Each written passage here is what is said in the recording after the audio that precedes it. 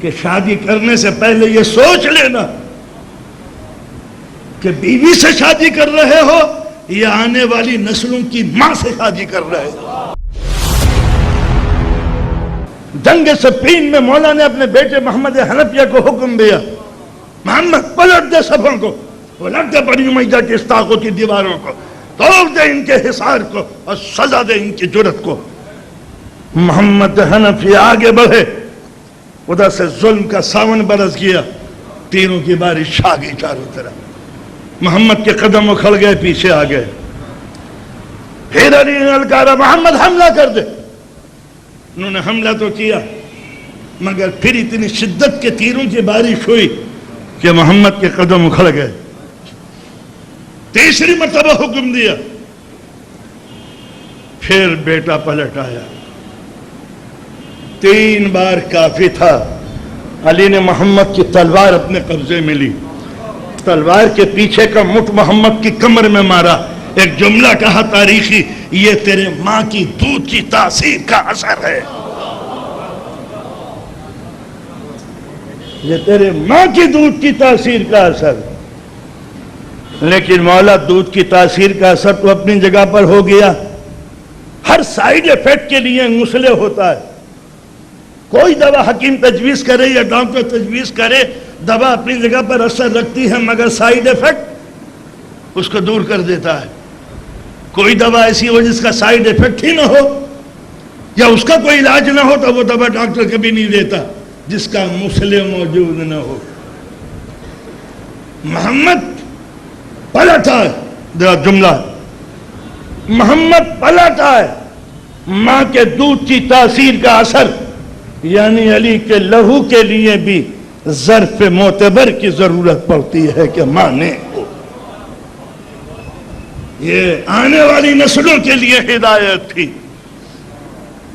کہ شادی کرنے سے پہلے یہ سوچ لینا کہ بیوی سے شادی کر رہے ہو یا آنے والی نسلوں کی ماں سے شادی کر رہے ہو۔ تو اگر صرف بیوی چاہیے تو کسی کا بھی ہاتھ پکڑ لو، مگر نسلوں کی پیاری ماں چاہیے تو یہ دیکھو کہ نسب کیا ہے۔ حضور فرماتے ہیں، یاکم و خضرا دمن، بچو اس گرینری سے، اس لہلاتے ہوئے سبزے سے جس کی جڑیں غلاظتوں پہ رکھی ہوئی ہیں۔ اس سے بڑھ کر حسین تعبیر دنیا کا کوئی بھی ادیب نہیں دے سکتا تھا۔ اس سبزے سے بچو جو غلاظتوں پہ اگا ہوا ہے تو سبزہ، مگر یہ دیکھو کہ جڑیں غلاظتوں میں ہے یا نہیں۔ تو اگر جڑیں غلاظتوں میں ہیں تو سبزے کے اندر غلاظتوں کا اثر آئے گا۔ لہذا all that shine is not gold، ہر وہ چیز جو چمکتی ہوئی سنہری ہو وہ سونا نہیں ہوا کرتی۔ تو اس دور کے نوجوانوں کو صرف بیوٹی نہیں، بیوٹیفل کریکٹر چاہیے۔ ایک صرف وائف ہوتی ہے، ایک بچوں کے مستقبل سدھارنے والی ماں ہوتی ہے۔ تو اگر نسلیں سنوارنی ہو تو پاک نسبوں کو دیکھو، اس سے انکار نہیں کیا جا سکتا کہ اسلام نے تنگ نظری کا ثبوت دیا ہے، اس لیے کہ اسلام نے اس پر پوری نظر رکھی ہے کہ کفو دیکھ کے شادی کرنا۔ کفو دیکھ کے کیا مانی؟ کہ خالی ڈگری مت دیکھنا کہ لڑکا بھی ایم میں ہے، لڑکی بھی ایم میں ہے، وہ بھی جاب میں ہے، یہ بھی جاب میں ہے، جواب دے دو۔ تو ہر جاب کا جواب نہیں دیا جاتا۔ یہ دیکھو کہ آنے والی نسلوں پہ اس کا کیا اثر پڑے گا۔ لندن میں میرے ایک دوست نے مجھ سے پوچھا کہ مولانا، میں ایک غیر مسلم لڑکی سے شادی کرنا چاہتا ہوں، شریعت کیا کہتی ہے؟ کہ شریعت اس مسئلے میں کچھ نہیں کہتی، تجربات کیا کہتے ہیں یہ پوچھو۔ ہر چیز شریعت نے اپنے ہاتھوں میں نہیں رکھی، کچھ تجربوں کے حوالے بھی بات کی۔ ٹھیک ہے، وہ مسلم ہو گئی۔ انہوں نے کہا مولانا بڑی شاندار نوحہ پڑھتی ہے۔ انہوں نے کہا نوحہ تو ہمارے یہاں بمبئی کی بہت سی اچھی اچھی سنگر پڑھتی ہیں ہندو، مگر آواز اچھی ہے تو پڑھتی ہے، کوئی دلیل نہیں۔ نماز بھی پڑھتی ہے، میں نے کہا یہ بھی کوئی خوبی کی بات نہیں ہے، ایکسرسائز کرنے کے لیے اس سے بہتر آسن کہیں ہے نہیں. تو اگر کسی کی نیت صحت بنانے کی ہو تو قیام و رکوع سجود کوئی گھاٹے کی چیز تو ہے نہیں. اور اگر اس عمل سے کوئی مرد بے خوب بن سکتا ہے تو عقل مند عورت کے پاس اس سے پیارا حربہ کوئی ہے بھی نہیں کہ جب شوہر آئے مصلی بچھا دے کہ اللہ اکبر. تو انہوں نے کہا کہنا کیا چاہتے ہیں؟ میں نے کہا تجربہ کیا کہنا چاہتا ہے؟ میں نے کہا اگر تم غیر مسلم لڑکی کو اپنی دلہن بناؤ گے اس کا اثر نسلوں پہ کیا ہوگا پہلے یہ سوچو. میں نے کہا یہ بچے کمپلیکس میں مبتلا ہوں گے، ددیال میں بھی اور ننیحال میں بھی تم رو گے کل کو. نوجوان بچہ تھا، میری کیوں مانتا، شادی کر لی. 4 برس کے بعد انہوں نے فون کیا، مولانا میری سوری میں نے آپ کا مشورے پہ عمل نہیں کیا. تو میں نے ڈائریکٹ یہ پوچھا، میں نے کہا کہ شریمتی جی کہاں ہیں، گھر میں یا گھر کے باہر؟ نہیں صاحب گھر کے باہر ہے. جہاز سے کیا ہوا؟ جہاز سے کچھ بھی نہیں ہوا. شادی کے بعد بچے ہمارے ہوئے، میں بمبئی گیا اپنے سسرال میں، میری ساس نے مجھے میرے بچوں کو دھکا دے کے نکال دیا کہ ابھی ہمارا بھوجن کا سمے ہے. اس پر بچوں نے رونا شروع کیا، اختلاف بڑھا، مجھے طلاق دینی پڑی. تو لہذا شادی سے پہلے یہ دیکھو کہ بیوی لانا چاہتے ہو یا نسلوں کی ماں. تو اگر بیوی لانا چاہتے ہو تو ان قریب انتظار کرو اس قاضی کا جو طلاق پڑھ کے چلا جائے گا، اس لیے کہ حسن کی چمک زیادہ دیر تک نہیں رہتی. بیوی کی خوبصورتی میں اس کے میک اپ کے 1 سال، نندوں کی نگاہوں میں 6 مہینے، ساس کی نگاہوں میں 1 مہینہ. میک اپ اتر جاتا ہے چاہے میک اپ چڑھا کیوں نہ ہو. نظر خوبصورتی سے ہٹ کے خوبصورتی تک پہنچ جاتی ہے.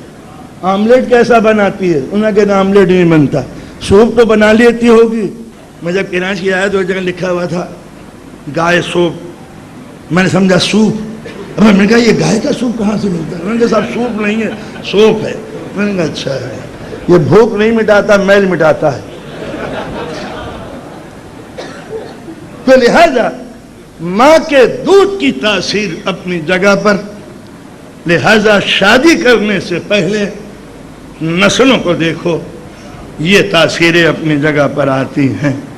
میں نے عرض کیا کہ ام البنین کی نسل جب عباس میں سمٹ سکتی ہے وفائیں اور جرت، تو لا محالہ ننیال کے اثرات بچوں کے اندر ضرور آئیں گے. لہذا باپ کی نسل بھی دیکھی جاتی ہے کہ نسل ان کی کیسی. تو اگر نسل میں کہیں بھی کوئی خرابی ہے تو اپنا اثر دکھاتی ہے، چاہے اچھا اثر ہو یا برا اثر ہو.